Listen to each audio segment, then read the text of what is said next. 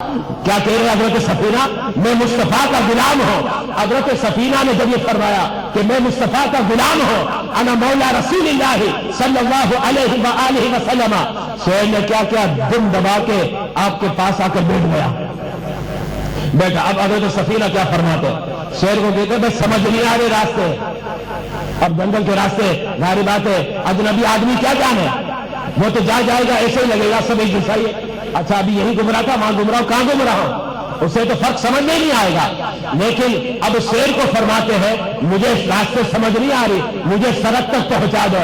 شیر جو ہے نا آواز نکالتا ہے اور ساتھ چلتا ہے، چلتے چلتے سڑک تک پہنچاتا ہے، پھر آواز نکال کے خدا سے کر کے روانہ ہو جاتا ہے۔ اب دیکھیں یہ اللہ والوں کی شان ہے، یہ اللہ والوں کی شان ہے۔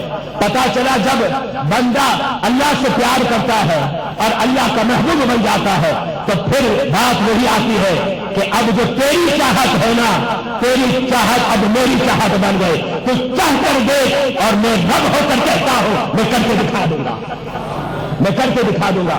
اب ایک اور واقعہ سناتا ہوں تذکرۃ الاولیاء کا۔ حضرت سیدنا فرید الدین عطار نے اس واقعے میں لکھا، یہ آخری واقعہ ہے، میں آپ کے سامنے پیش کر رہا ہوں، بس پھر میں اپنے خطاب کو سمیٹ رہا ہوں۔ حضرت سیدنا شیخ فرید الدین عطار جو ہے علیہ رحمت الرحمن، انہوں نے کتاب لکھی ہے تذکرۃ الاولیاء۔ تذکرۃ الاولیاء کا اردو میں ترجمہ دستیاب ہے، اپنوں نے بھی لکھا ہے، اغیار نے بھی لکھا ہے۔ اغیار کا مطلب آپ سمجھ رہے ہوں گے جو 11ویں نہیں مانتے، وہ بھی جو ہے اس کا ترجمہ کرتے ہیں، لیکن بہرحال آپ نے ترجمہ پڑھنا ہے، اپنوں کا پڑھنا ہے، اس لیے کہ ہم 11ویں مناتے ہیں، ترجمہ بھی ہم اس کا پڑھیں گے جو 11ویں منانے والے ہیں، ہم ترجمہ بھی اسی کا پڑھیں گے۔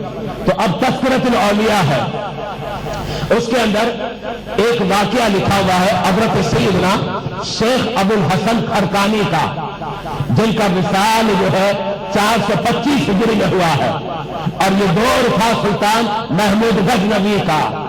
حضرت سیدنا سلطان محمود غزنوی جو ہے حضرت سیدنا ابو الحسن خرقانی سے بڑا پیار کرتے تھے، بڑی محبت تھی۔ حضرت سیدنا ابو الحسن خرقانی نے کیا کیا؟ خوش ہو کر اپنا جبہ عطا فرما دیا، اپنا جو ہے جبہ عطا فرمایا۔ جب جبہ عطا فرمایا تو سلطان محمود غزنوی اس جبے کو بڑے ادب کے ساتھ اپنے پاس سیف اور محفوظ رکھتا ہے۔ اس کے بعد کیا ہوا؟ حضرت سیدنا ابو الحسن خرقانی کا وصال ہو گیا۔ وصال کے بعد سلطان محمود غزنوی سومنات پر حملہ کرتا ہے۔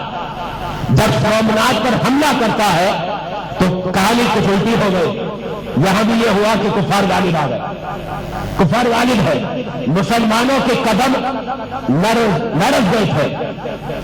اب مسلمان جام شہادت کو نوش کر رہے، سلطان محمود غزنوی بڑا پریشان ہو گیا، کیا ہو گیا؟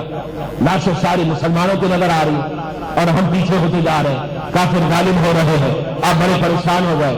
سلطان محمود غزنوی فرماتے ہیں اب ایسا ہی لگتا تھا کہ شکست ہمارا مقدر ہے، ہم ہار جائیں گے۔ سلطان محمود غزنوی اپنے خیمے میں گیا، خیمے میں جانے کے بعد اب 2 رکعت نفل ادا کرتا ہے، 2 رکعت نفل ادا کرتا ہے۔ 2 رکعت نفل ادا کرنے کے بعد وہ جو جبہ تھا نا حضرت سیدنا ابو الحسن خرقانی کا، اس جبے کو ہاتھ میں لیا، ہاتھ میں لینے کے بعد اب رب کی بارگاہ میں دعا کرتا ہے۔ سلطان محمود غزنوی کہتا ہے مولا تجھے جبے والے کا واسطہ، مولا جبے والے کا واسطہ، مولا مسلمان مر رہے ہیں اور وجہ یہ رہا ہے کہ کفار غالب ہو رہے ہیں، مولا اب تو بھی کچھ کرم کر دے، اور تجھے واسطہ پیش کرتا ہوں جبے والے کا۔ رب کی بارگاہ میں دعا کی۔ سلطان محمود غزنوی فرماتے ہیں میں نے دعا ختم کی، اب باہر آ کے منظر دیکھ رہا ہوں تو کیا ہوا؟